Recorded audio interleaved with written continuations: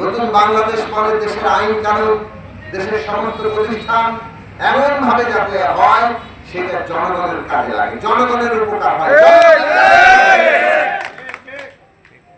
এই দেশের আইন কানুন প্রতিষ্ঠান জনগণের কাছে জবাবদিহি করবে। যেদিন সেটা ঠিকঠাক করতে হবে ওই দিন মনে করবেন দেশ বদলাইতে শুরু।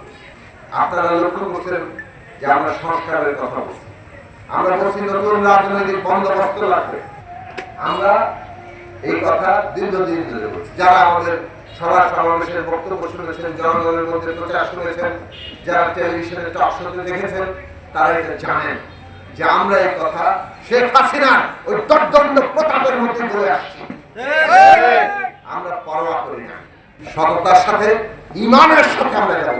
এখন এই নতুন বন্দোবস্ত কি, সংস্কার কি?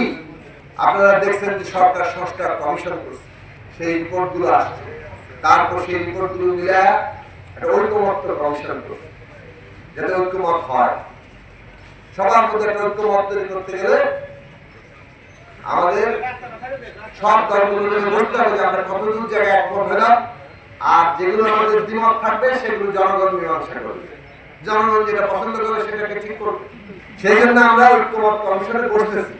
মানুষ অনেক জটিল বিষয়, এইসব বিষয় নিয়ে খোঁজ খবর নিচ্ছে। যেখানে আপনি নির্বাচন করেন এমপিকে, কিন্তু এমপি যায় ওখানে হাত তোলা এমপি হয়ে যায়, সে আর আপনার কথা ঠিক মতো বলতে পারে না, তার পক্ষে ভোট দিতে পারে না।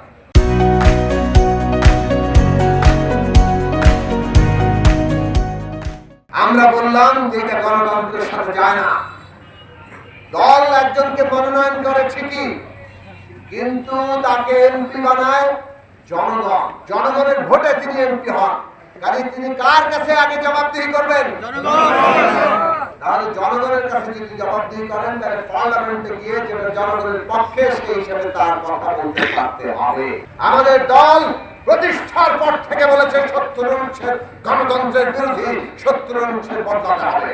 ক্ষমতা আঁকড়ে ধরে রাখার জন্য শেখ হাসিনা কি না করে, যত ভয় করেছে মানুষ মারা যাচ্ছে, নির্বিচার মানুষ হেলিকপ্টার দিয়ে গুলি করে, স্নাইপার গান দিয়ে টার্গেট করে গুলি করে লাশের স্তূপ বানানোর চেষ্টা করছে। একটা ছবি দেখেছেন না কিভাবে লাশকে ছুঁড়ে ট্রাকের দিকে ফেলছে?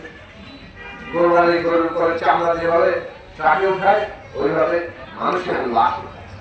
এই রকম হত্যাযোগ্য গণহত্যা চালানোর পরও মানুষ কিন্তু খাবে না। একটা সত্য প্রমাণ করেছে, মানুষ একবার জেগে উঠে আর তাকে দাবায় রাখা যায়।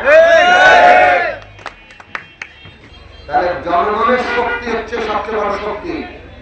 জনগণের শক্তি যখন ঐক্যবদ্ধ হয়, তখন পুলিশ, ওই বিজেপি, এমনকি সেনাবাহিনী আমাদের কাজ হয় না। পাকিস্তানি সেনাবাহিনী নেমে বাংলাদেশকে আটকায় রাখতে পেরেছে? এই দেশের মানুষ রক্ত দিয়ে একটা দেশ বানিয়েছে।